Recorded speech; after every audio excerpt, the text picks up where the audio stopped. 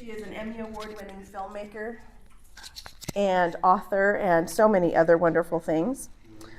Her work with wild horses began in the 1990s when she was asked to shoot a documentary on wild horses by her employer at the time, Marty Stauffer, who had a PBS documentary program called Wild America. She can sing that jingle for you later.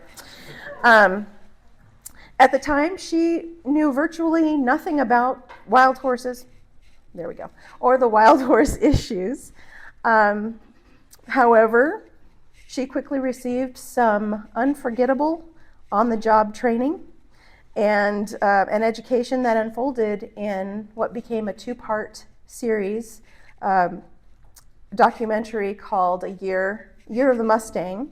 And then she continued to demonstrate her education in a three-part series following a beautiful pale Palomino colt whom she named Cloud. Spoiler alert, it's about to be 4+. So yeah, stay tuned. What she discovered in her observation of wild horses and what made and still makes her films so thrilling and entrancing to watch were the wild behaviors. And that's what we're going to be chatting about today. So will you help me welcome Ginger Kathrens?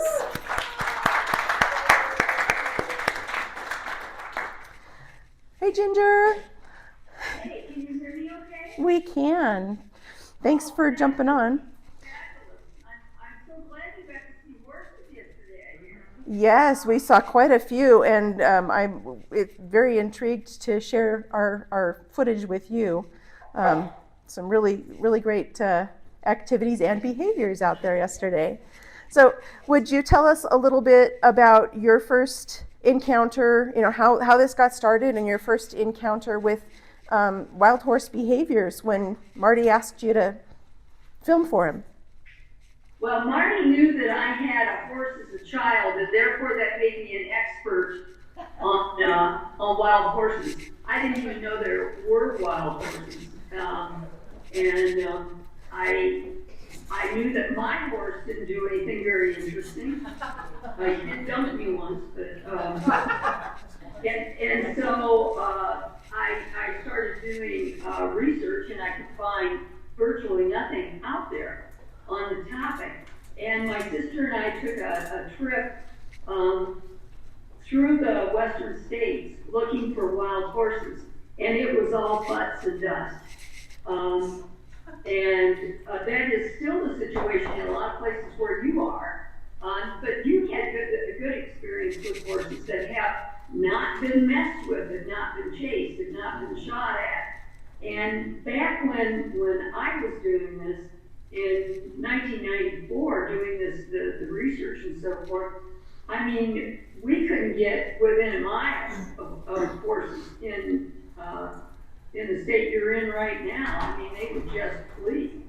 And I got a tip from a friend who was in Arizona, and she said, there's a herd that people see more because they're on a paved road through a national forest or through a national park. And actually, it's not a national park, but the Bighorn Canyon Natural Resource Center.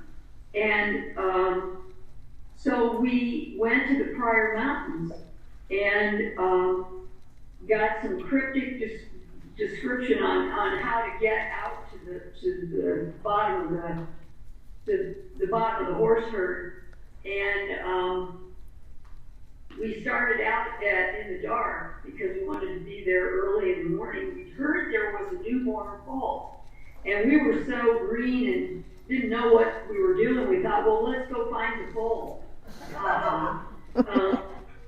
And we're driving out at dawn, and just as the sun's coming up over the mountains, and I saw a black stallion eating snow at the base of a red butte. And I thought, they eat snow. Oh, wow, what a great behavior. And so I'm set up on this black horse eating snow, and my sister walks down the road with her white golf jacket on. She's a big golfer. And the sun's coming up on this white golf jacket. She looks like a big ball walking down a white walking down the road, and the horse jerks his head up. He sees this white thing moving, maybe 100 yards away, and he starts prancing toward her.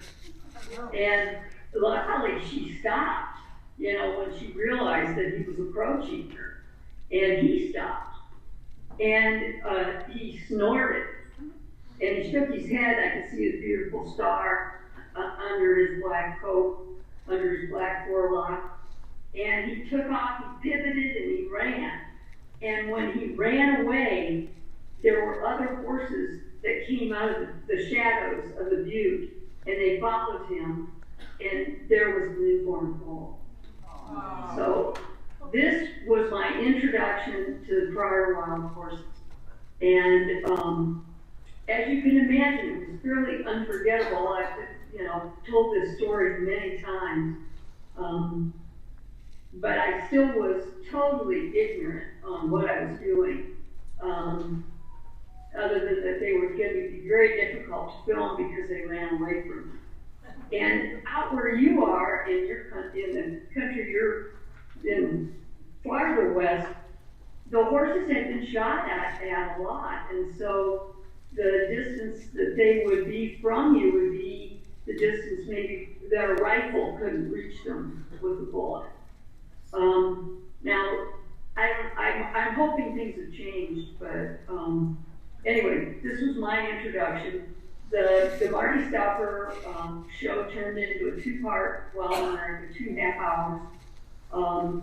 And then I was under contract with PBS Wild America and did 3 one-hour documentaries about cloud. And I'm working on a never-ending project that begins in 2010, working my way to the present day. And we've got one hour ready for the composer right now. So that's what I've been up to. So how are bands formed? Like, what kind of behaviors form bands within these herds? How does a stallion get a band of mares? Sometimes it's hard to see, and a lot of times it looks like this amorphous big group of animals, and they're in fairly close proximity to each other. But in the Pryor Mountains, it's very it's very scenic for one thing, and it's got a lot of topography. In other words, it's got a lot of rock outcroppings, as you know, Carrie, you've been there. And it's got forested areas, it's got some open meadows, and but a lot of topography, a lot of places where the horses can divide themselves up. And there, because it's not a very big area, the bands are easier to tell apart because they isolate themselves from each other more. Now in the summertime, that can be a melee, and you can see that the wonderful footage that maybe you've seen that I've taken or some other people have taken of horses, just a whole herd of horses, like 100 horses running down to a waterfall. And that's an experience that you never forget, and that's what you get to see in the summertime sometimes in the Pryor Mountains. But the bands are more distinct in the non-summer months. In summertime, and we've been there in the summertime, Jerry, where you'll see quite a lot, few horses in a fairly small area.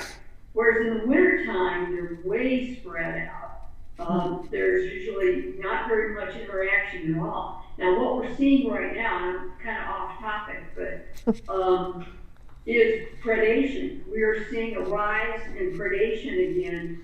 Mountain lions are predating mainly the foals of the year, but there was a yearling that also was predated by mountain lions.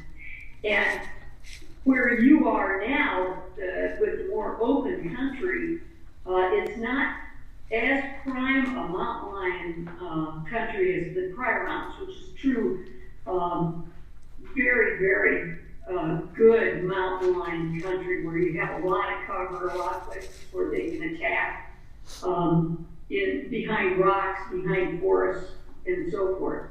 They have to take their prey within a few leaps because the horses can outrun over a distance, and Craig Downer can tell you this, over a great distance, you know, the mountain lion is a quick hunter. He has to catch what he catches within probably the first 100 yards, or it's, you know, or the horses will be able to outrun.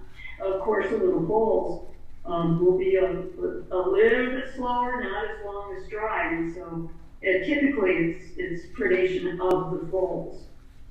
I know I'm off topic, but Well, I'm going to bring you back on topic. So, with the predation, how does increased predation? You said that, you know, the priors have been a little bit, they've been left alone for a while, and now there's a mountain lion, at least one in the area. How does that affect their behavior?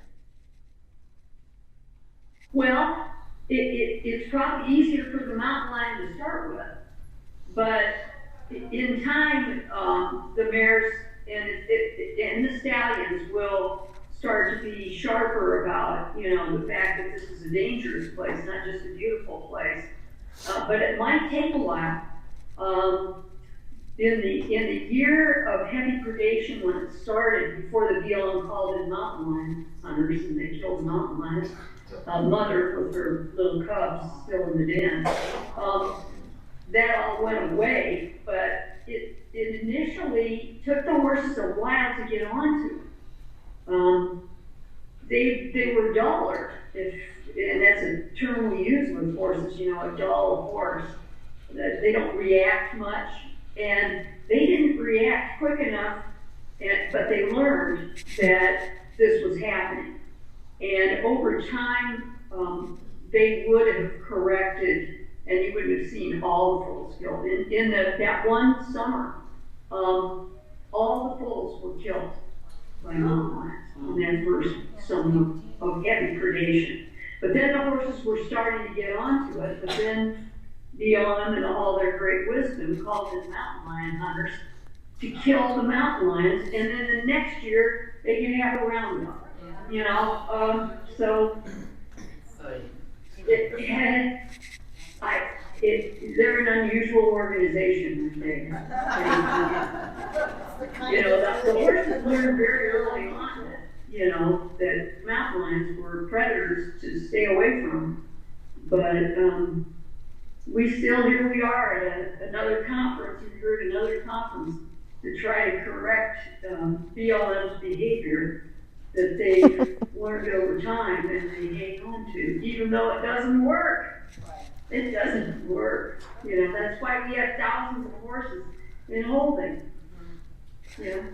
So talk about the bachelor stallion, and you know, how does a young colt, or when does a young colt leave the band and strike out on his own?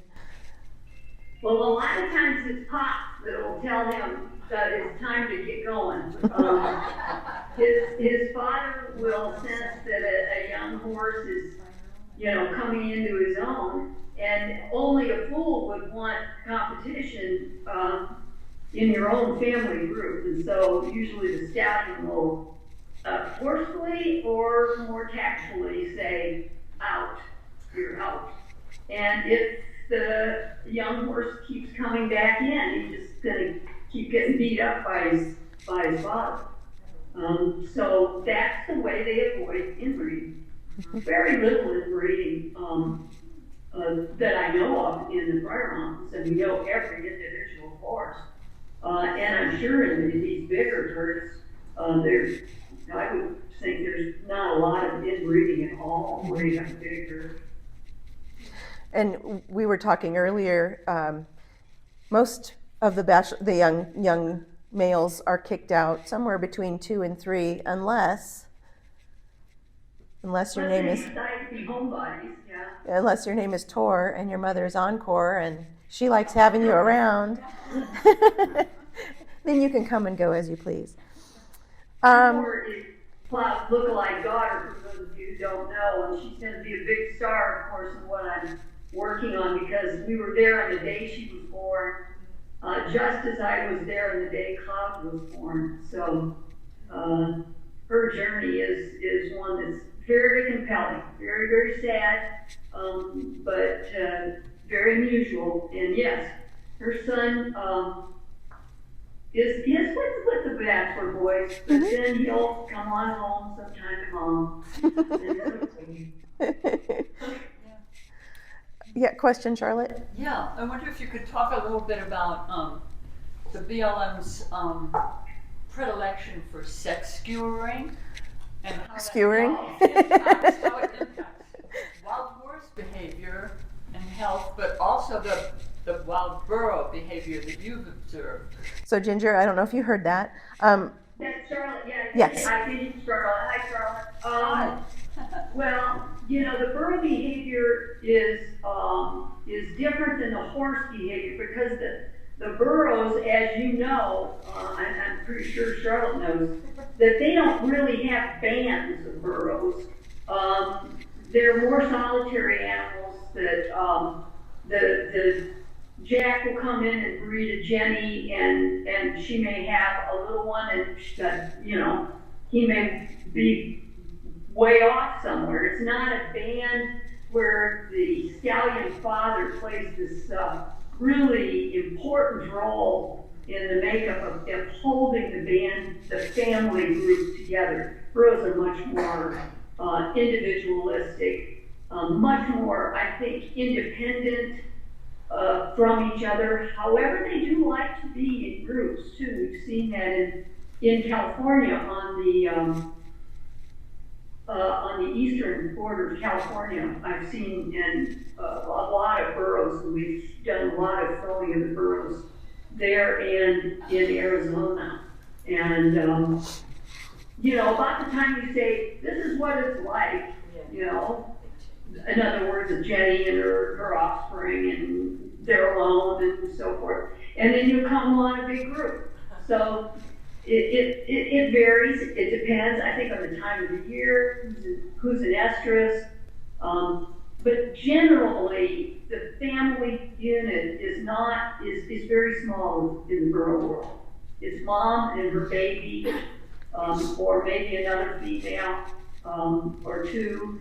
But in the wild horse world, the family is more like a family. It's BLM hates the word family. They hate it when I use the word family. They're just a bunch of horses to them, and that is a quote. They're just a bunch of horses. So the family structure in the wild horse world is very, very important. It's very complex. It's fascinating to watch day in and day out. And I know Craig's done a lot of watching out there where you are, and I'm sure some of you other folks who are there have done a lot of watching. And isn't it fascinating? And about the time you say, this is what wild horses do, they'll do something else. It's very, very complex and quite unpredictable, at least in the prior mountains. It can be quite unpredictable. And because that's a small herd in a smallish place, you do see more interaction than you do out in the vastness of where you are right now. So let's bring that. Thank you. I wanted to make a brief point about the burros. Yes, Craig. The burros are much more territorial. The Jack male defends the territory, and then his prowess in defending the territory attracts jennies. Security. He's talking about burros, right? Yes. Yeah. Yes, he's absolutely right. Yeah. So let's bring it around to how human management affects the behaviors of wild horses and burros. We were talking about sex skewing. What happens, what have you observed when they come in and disrupt that fairly balanced ratio? For instance, there's far more males than females in a herd. Oh, well, it's ugly, you know, because young stallions want to have a mare, and when there's a lot of them, and there are very few females, then it can get not just rambunctious, but dangerous. And even in the prior mountains, we've seen some pretty vicious fighting because it's so competitive. There are young stallions who want to have a mare, but they're not great at learning those skills of fighting. They can get pretty beat up, and often do get beat up and driven off. And not all of them become band stallions, but you know what? That again is a type of natural selection, isn't it? The strongest male will prevail. The one who will make the best fodder will ensue in his young that strength so that they can carry on. And Cloud, of course, was massively egotistical and very, very athletic. And so he was just grand to watch him prance around. But yet he got his first mare in a different way, which isn't really on sex skewing, but he didn't win his first mare in a fight, did he? No, we did not. A mare was all by herself, an old mare, and she was standing underneath a tree with a newborn foal, and it was kind of not real active either, and she was all by herself. And Cloud just went and stood under that tree with her. And that's how he got his first mare. So back to the sex skewing. Last year you went to California, Nevada, and were observing the burros, and you came home and came back to the office and told me some disturbing news about what you saw with the jacks and the ginnies. Do you remember that? Well, it was, burros can be very raw. Their behavior with each other, and Craig knows this. Male burros can really get after each other, and they can really get after the females. And when Craig and I were there, I'm not sure that Craig was there on that day, but you could ask him what the name of that herd is. It's in a bowl. And Marietta? Marietta Wild Burro Range? Is that what it was, Craig? Anyway, there was one young Jenny, and she was being gang raped by, like a dozen male burros. So it can get pretty rough and tumble in the burro world because they don't have the same kind of social structure. But if that social structure didn't work, then over time it would have changed. Nothing in nature is fixed. There's always, you're always going to see subtle differences in behavior and in where you find them and so forth. And then that's an exciting part of going out and watching wild horses and wild burros, because you don't, a lot of times you think you're going to see this or that, and it turns out that it's something totally different. So it's really fun, and challenging, but it's fun. So how? Yeah, go ahead, Craig. Yeah, when the BLM or the Forest Service does the sex skewing, especially with the wild horses, when there's a lot more males than females, I consider that quite unnatural, which causes great stress and a lot more fighting, because there's more natural in the harem species. You have a bit more males than females. A bit more females than males. So if they're putting more males than females, they're causing a lot more stress and agonistic, what we call agonistic or vicious fighting among the stallions. So that can be a real problem that can really cut into their survival ability. Absolutely. Yeah. And Ginger, I have a question. I was out in Anarchy Range, and they have sex skewed. I think it's at least 50-50, even more males. And I saw a lot of young females just being snaked, even like yearlings that did not have their family bands together anymore. I think the male fighting so much has actually dispersed them, and some of the strong, even the strong stallions, when they're relentlessly hounded, they end up losing their families. And I saw a Palomino, she's probably about 2 years old, and she was just completely bloody down the back. And some of them being, just like you were talking about being gang raped, and I know they've lost some horses out there. So that's why I had asked Carrie to talk about the sex skewing. Yeah. All the horses want a females, and naturally it seems to be about 60% female to 40 male, and they're flipping that, and it seems to be causing a lot of issues. Yeah. So, Well, we sure mess things up, don't we? Yeah. You know? And if you don't value that social structure that horses have and how they sort themselves out, and if you don't appreciate it, and you don't care about it, then you destroy it when you do these massive roundups that, sex skew and, anyway. well, you mentioned roundups. How do AML numbers, and I know some HMAs are very small and truly can't support what we would consider a genetically viable herd, but that's not true in all cases.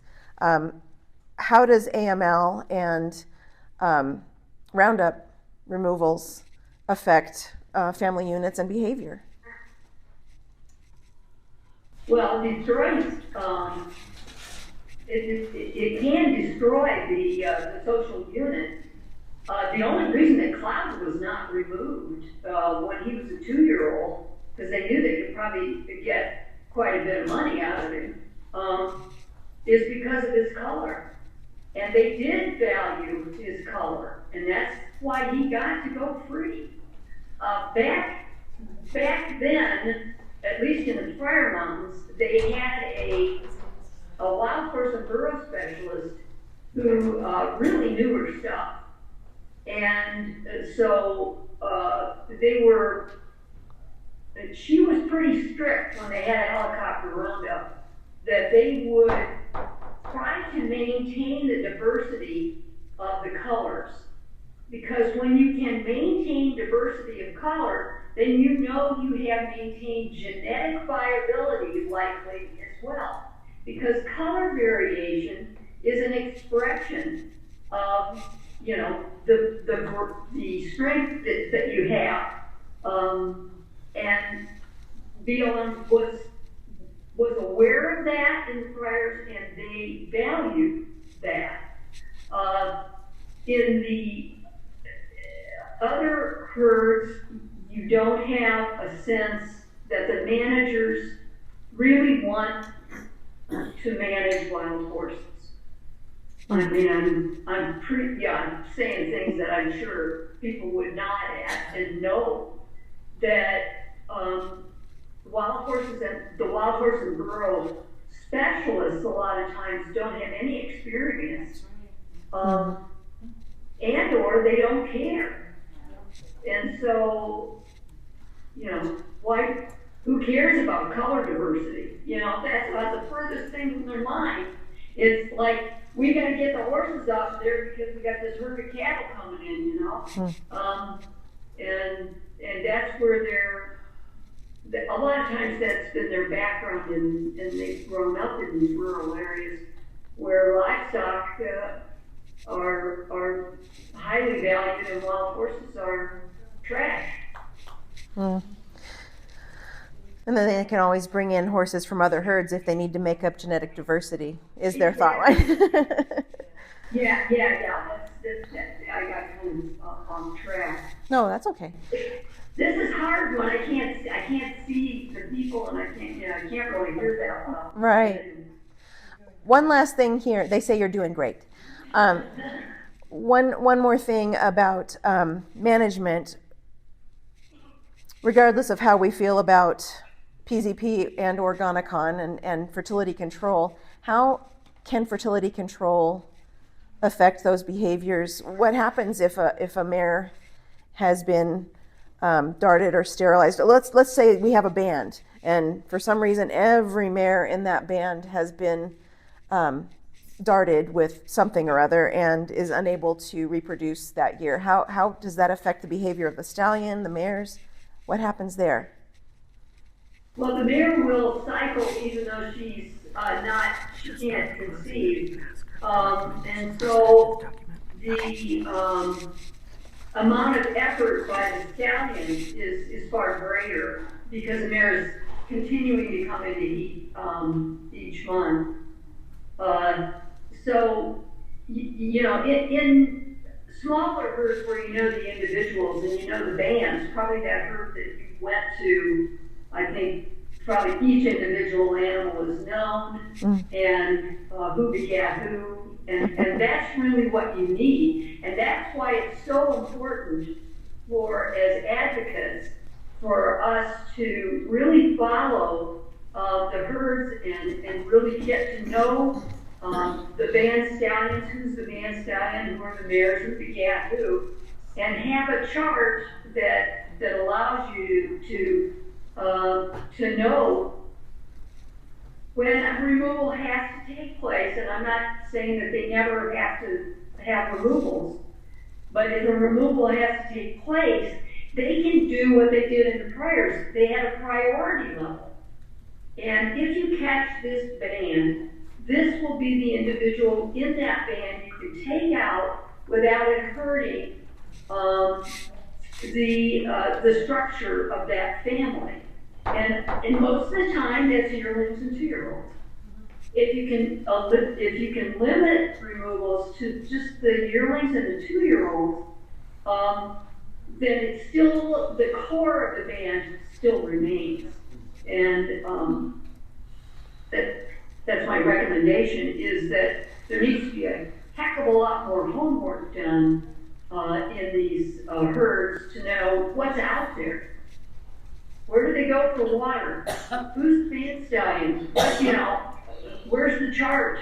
Well, you talked about the older horses being very important to that family structure.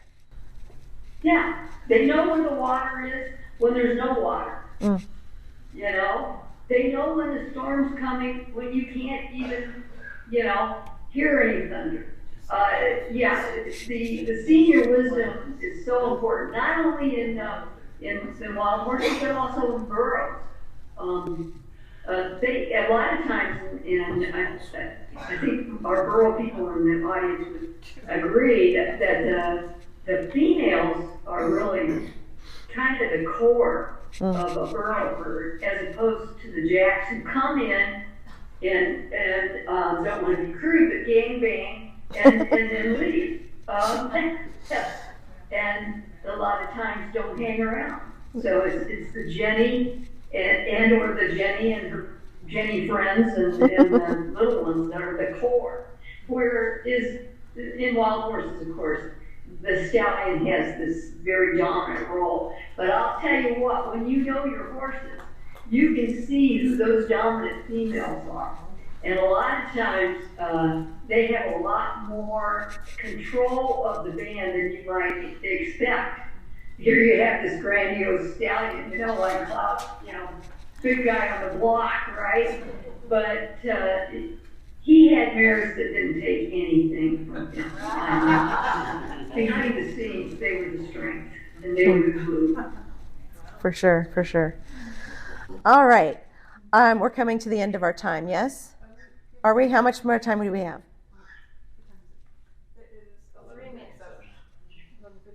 We started late, so I didn't know how. Okay.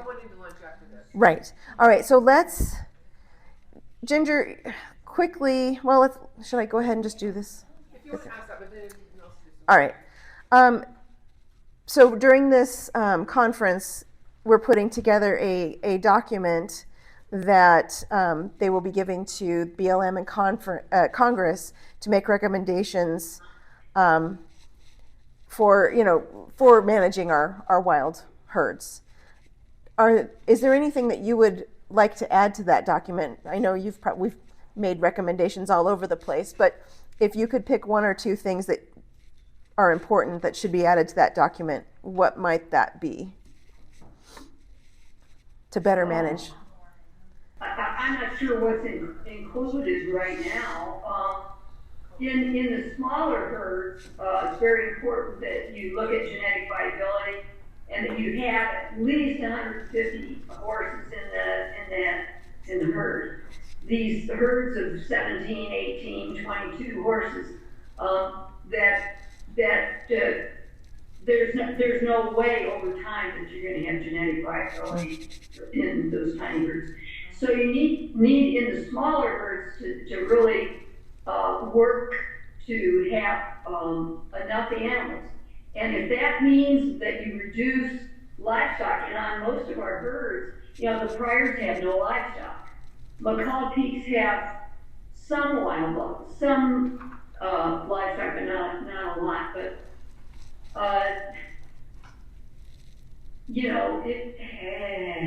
reducing livestock numbers is the way to go. But we've not had much luck with that because a lot of the BLM employees grew up, as livestock people, and that's what they know, that's what they value, and they don't value the wild horse. And just look at the economics of this. Look at what they could do to increase, their budgets and everything if they would just allow for viable herds to exist out there. Yeah. Well, thank you. Do we have we have time for a couple questions? Yeah. Is there an app or something that you would recommend to keep data on a herd? So, for instance, we have 6 years of data on a specific herd, but right now it's all handwritten and it's very... We do. And I can actually answer that one. Yeah, I was going to say that's your question. Yeah. And you So get out the field on a pad, so what's your recommendation? The platform that we use to keep track of the prior herd, and I know that other agencies and organizations use the same thing for theirs. It's called WHIMS, WHIMS. It's not super fancy, but it has the capability of organizing your herd and then your bands. So you can say, well, this stallion has these mares. It tracks them by color. You can track their if they've been darted and when they foaled, which foals have, and you can say if they've passed or if they've been adopted off range. Whatever information you want to keep, the things that you're talking about. ID pictures, yeah, you can add pictures, notes, when they're going to be due to be darted again. Again, if that is something that's going on, I think it's going on in most HMAs, right? So, yeah, Barbara. Yeah, this has been on my Oh, wait, sorry. Oh, no, we're good. Sorry, Barbara. This has been on my mind for a while. It actually ties into your comment about how BLM is mainly livestock people. My concern is that the BLM is actually inept and they're not qualified to manage public lands and wild horses because they're not scientists, they're not ecologists, they're not biologists. So we need more diversity in the BLM, not just livestock people. Is there any kind of recommendation we can ask Congress to make that mandatory? Can you hear that, Ginger? I can, and I think they made an exception in the priors with Linda Coates Markle. She didn't have a degree in what is the degree that they have to have, gang? That Range management. Range management. Yeah. They need to open up the field to people who really like horses, really know horses. And what you have is an agency that manages livestock and doesn't do it well, and they roam around for free. So that would be my recommendation. So not bending, but changing those requirements and rules, Yeah. in particular for the wild horse and burro specialists and If you management. know a lot about horses and you're really a horse person and you really know a lot about wild horses, you do not need to have a degree in whatever these degrees are. Mm-hmm. Linda Coates Markle didn't have those degrees. They bended the rules and they can do it, but they have to have the will to do it. Cool. Thank you. One more? Anybody? Oh, Greg! Yes, I think these roundups really set back the ecological adaptations that the herds are making over generations, which means they're becoming self-stabilizing and harmoniously related to the ecosystem, the plants and the animals. And so every time they go in with a massive thoughtless roundup and gut the herds, they're setting that process of harmonization way back. And that's the opposite of what the true spirit and intent of the Wild Free Roaming Horses and Burros Act should be, or is, for all of us who still adhere to that. And I think we really got to get this thing back on track, you know, because it's really getting perverse. Yeah. And what they've done to this beautiful act, the Wild Free Roaming Horses and Burros Act, is a shame to America. It's like a broken treaties. All right. Can I say two things before Did you have a? I just wanted to say, Catherine, I was really hoping you'd make it, and I understand why you couldn't, but we really, really appreciate all your knowledge. I mean, you've participated in all the conferences, and I do want to just personally say thank you so very much. That was from Linda Greaves. Thank you, Linda. Thanks. Yeah. See you soon. I hope everybody.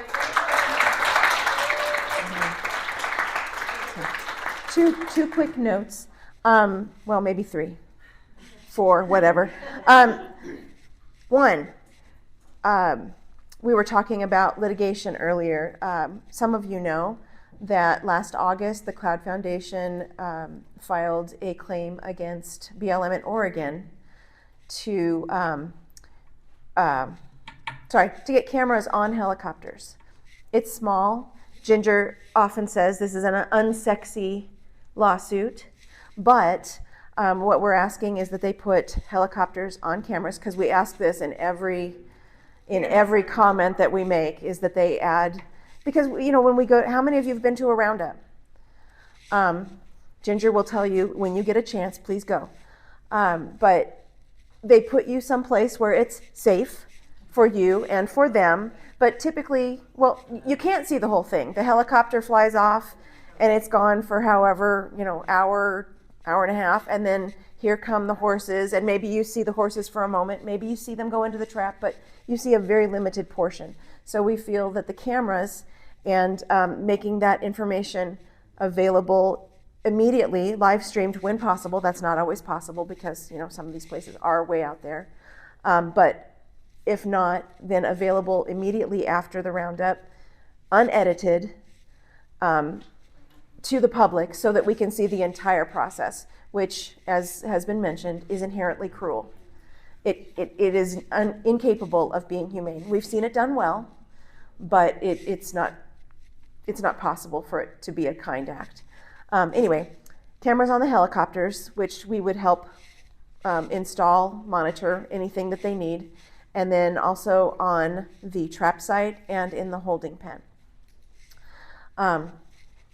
We had a small victory last week when the judge in Oregon, of course, the government filed to dismiss our NEPA and our APA claims, and the judge said that he actually read everything and made inferences that we didn't necessarily point out to him, and said, "Meh, motion denied." So those claims are still standing. Now they have the opportunity to appeal, which they probably will, but it was a small victory, and this may seem like a small thing, but it's a stepping stone. And as you know, we don't make a lot of quick progress in this field. And so, every little stepping stone that we can get moving towards saving our horses is a win-win. Next, this is April, and it is Prevention to Cruelty to Animals Month, and I started handing out little orange ribbons for you to wear. So if you haven't gotten one yet, please see me. And last but not least, I'd like to be the first to invite you to our October 26th Born to Be Wild Gala.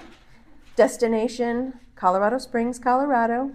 Location will be at the Flying W Ranch, which is a historic venue in Colorado Springs. And it's going to be a great time. So I hope you will be able to join us. Did I go too fast on that one? Yes. Okay, sorry. Which part? Date, October 26th. And it will be a day of celebrating wild horses and burros. We will have Mustang ambassadors, and we will have wild burro, formerly wild burro ambassadors. So October 26th, Colorado Springs. Yes.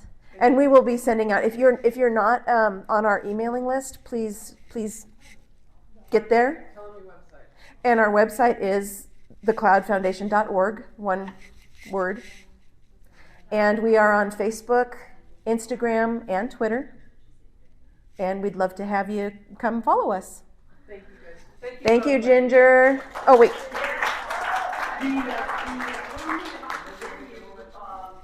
It is next to the Garden of the Gods. Mm-hmm. It is just an absolutely stunning location. And our last one that we had there were how many wild? Bighorn.